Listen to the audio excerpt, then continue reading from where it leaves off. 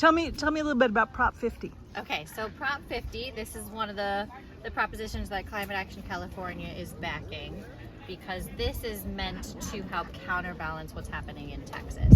So while they're redistricting to try to rig the election in the Republicans' favor, we're basically behind this proposition because it's allowing California voters to decide whether we should redistrict to also counterbalance what's happening in Texas.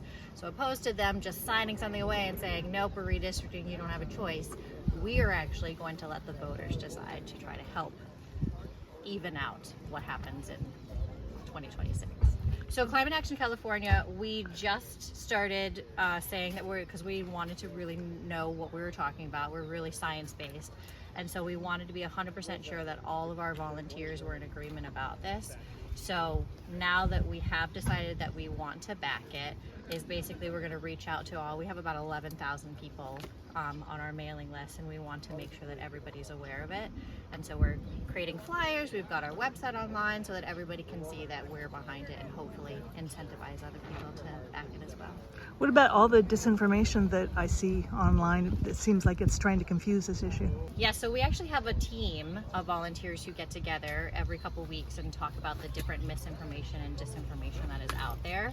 And so they discuss strategies of learning how to detect when there's misinformation. They've got a long list of resources that they use to kind of see where you can find factual information about any different thing. It's not just this prop, but it's everything to do with climate change.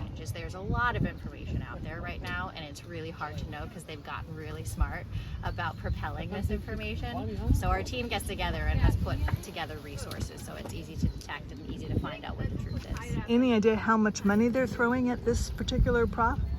I don't actually know. I do know that the fossil fuel industry throws tens of millions of dollars into lobbying every year against climate legislation.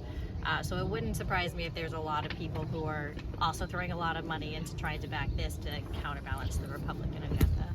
And how can people come on board to try to help get this awareness up about this?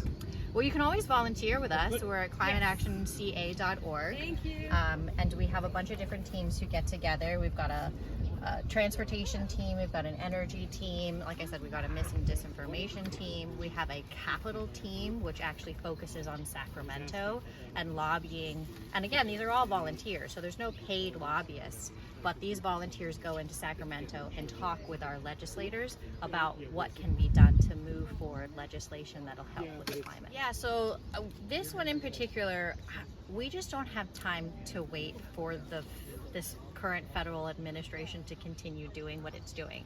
Right now, they just have nothing balancing out our United States Capitol. Is everything the Republicans are trying to push forward, this fossil fuel agenda, is pushing us backwards. And we're going in the wrong direction. We have been for too long, and we just don't have time to wait anymore. And so this is really designed to help California take control and to help us move the United States in the right direction again, at least balance it out. Right now, the Republican control is overwhelming, and they're doing things that are just counteractive to saving our climate. And so we think that this is really important legislation that'll at least give us a voice to the table. I'm not sure I'll use this, but what would you say to people who say that the Republicans have been doing this for a long time and it's underhanded, we shouldn't be stooping to their level? I totally empathize. I agree that this is a very difficult decision, and I will say that we spent some time really debating it and going back and forth because we hate that we're in this position. We would love to not have to make this choice, but to stand by and do nothing and let this continue for another 3 years is also not a great option. So it's like what's great about this proposition again is that the voters are deciding.